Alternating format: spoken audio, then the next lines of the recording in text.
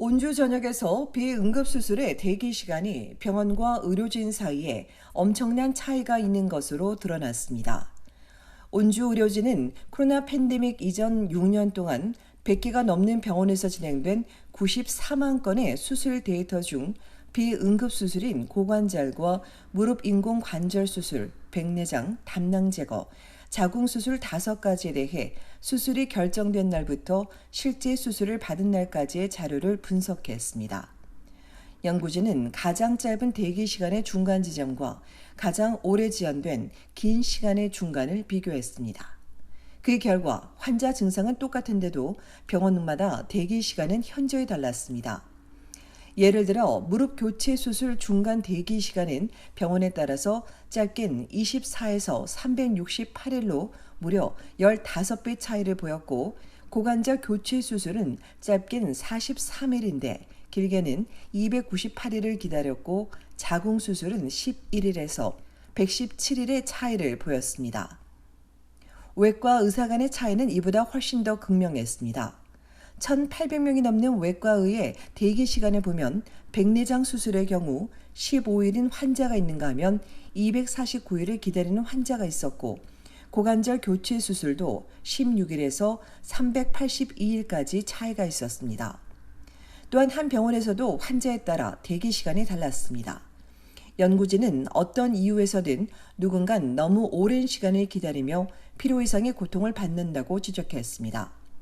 연구진은 수술 가용성만 늘린다고 해결될 문제가 아니라며 비응급이라도 지연된 이들에게 더 빠른 치료를 제공할 수 있도록 대기 환자 시스템을 개선해야 한다고 촉구했습니다. 가정의가 특정 외과의에게 의뢰하는 대신 모든 환자 목록을 한 곳에서 관리하고 수술이 배정될 수 있도록 중앙집중식 시스템을 구축해야 한다는 겁니다. 이어 전문적인 수술 분야에서 성공한 것처럼 외과의 팀을 꾸려 대기 시간의 차이를 줄여나갈 것을 제안했습니다.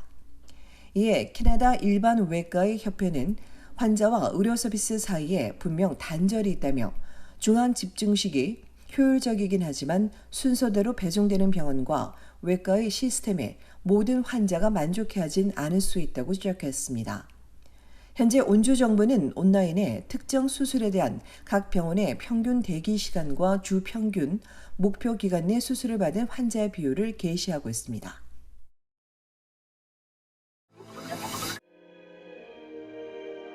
온타리오주 토론토에서 제79주년 8.15 광복절 경축식이 열렸습니다.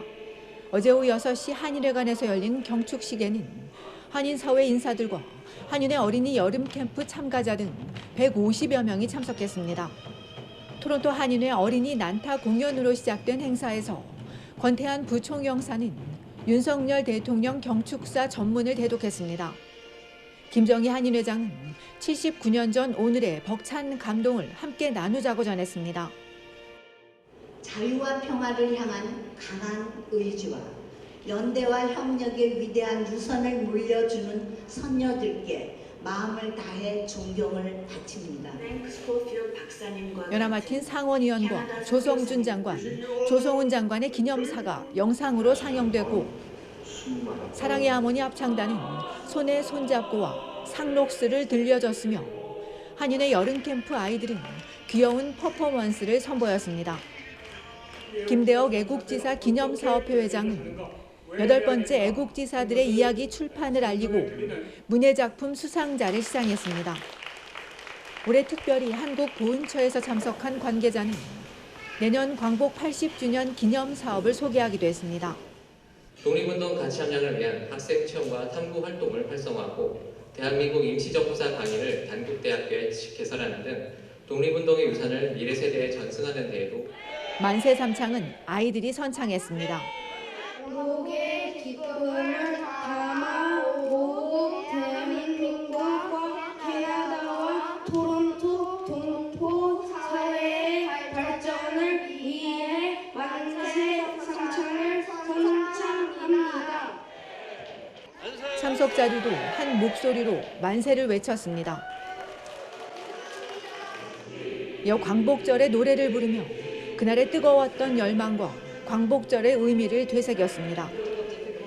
이날 다양한 무대로 진행됐지만 애국가가 나오지 않으면서 국민 의례 순서가 뒤바뀌고 조성준 장관 영상이 2번 나오는 등 실수가 잇따르며 아쉬움도 남겼습니다. 얼티비 뉴스 손희정입니다.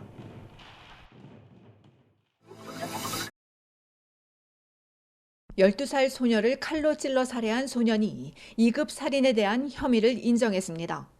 변호사는 어제 법정에선 피의자가 자신의 죄를 인정했다고 밝혔습니다.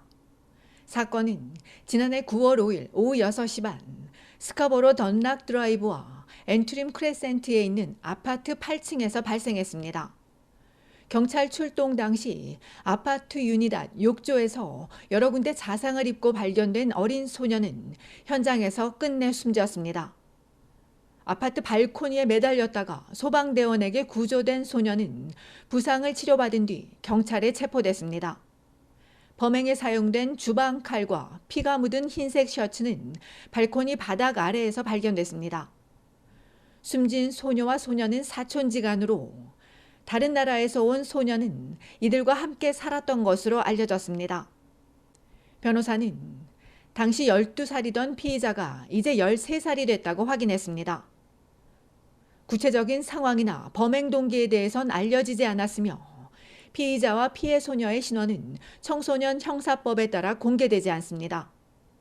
이날 다른 자녀들과 뒤늦게 집에 도착한 엄마가 잠긴 문을 따고 들어가 딸과 조카를 발견했습니다. 피의자는 토론토 역사상 최연소 살인 가해자 중 한 명이며 최연소 살인자로 기록될 전망입니다. 피의자는 이전에 전과 기록은 없었습니다. 캐나다에서 형사 범죄로 입건되는 최소 연령은 12세입니다.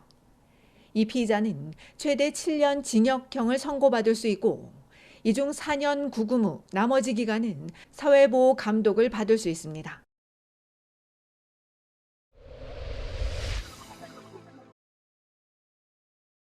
온타리오주 토론토 북쪽 이니스필에서 19세 남성 2명을 향해 경찰이 총을 쏘는 일이 발생해 독립수사팀이 수사에 착수했습니다.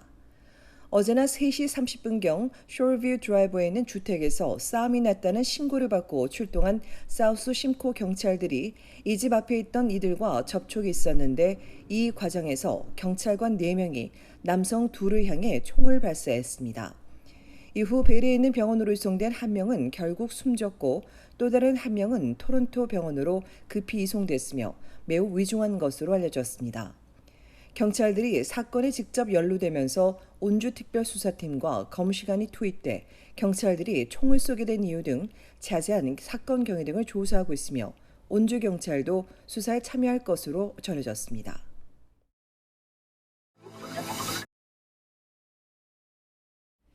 어제 오후 6시 30분 온타리오주 놀스역 서쪽 제인스트리트와 위스틴 애비뉴에서 흉기 사건이 발생했습니다. 현장에서 발견된 40대 남성은 중상을 입고 급히 병원으로 이송된 후 다행히 안정을 되찾고 있는 것으로 알려졌으며 경찰이 정확한 사건 경위 등을 조사하고 있습니다. 한편 앞서 지난해 12월 21일 새벽 4시 영스트리트과 셰퍼드 애비뉴 근처에서 발생한 주거 침입 및 차량 강탈 사건과 관련해 토론토 경찰은 신규 합동수사팀의 협조를 받아 17세 소년과 19세 남성을 침입 및 강도, 무기 사용, 자동차 절도 등의 혐의로 입건했다고 밝혔습니다. 이어 도주한 공범 3명을 추적 중이라며 폭력적이고 조직적인 자동차 절도 사건을 막기 위해 토론토와 욕 지역 등 경찰 당국이 합동팀을 꾸려 검거에 총력을 기울이고 있다고 강조했습니다.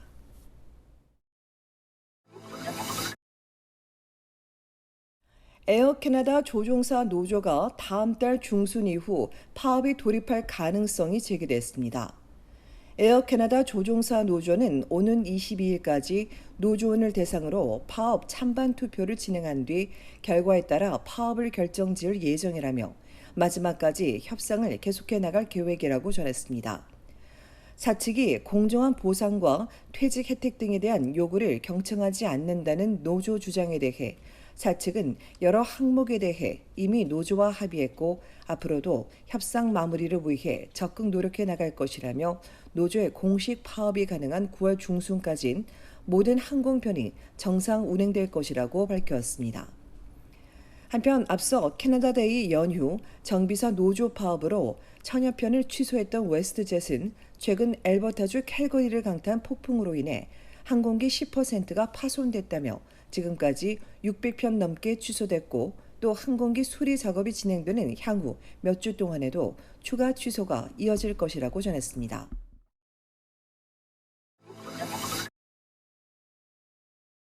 캐나다 서부 지역 등에서 대형 산불이 계속되면서 캐나다 전국의 대기질이 나빠지고 있습니다. 일부 지역은 하늘을 짙은 연기와 연무로 가득 찬 가운데 오늘 오전 연방 환경성은 엘버타주 캘거리와 에드먼튼, 사스카추원주의 레지나와 사스카툰에 매우 높은 수준의 위험 경고를 내렸습니다.